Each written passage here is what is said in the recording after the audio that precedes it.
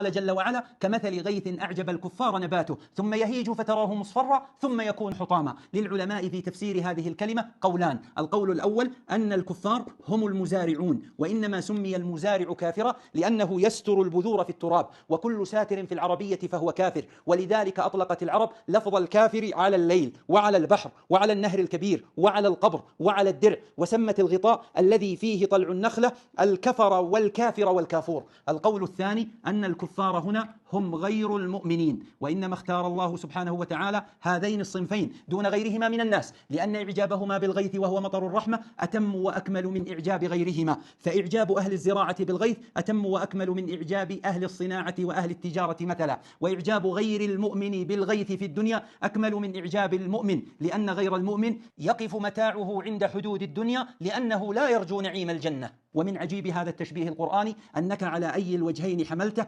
وجدته في المستوى نفسه من الكمال والدقة والقوة والبلاغة. وهنا طرائف. الفلاح إلى اليوم إذا أراد أن يبين قدر أضيافه عنده قال: والله إنكم عندي مثل المطر وقت حاجته. والمؤمن إذا رأى منظرا من مناظر الدنيا وأعجبه قال: نسأل الله الجنة. فهو يستمتع بالدنيا ولكن قلبه مع الجنة، جعلني الله وإياكم من أهلها.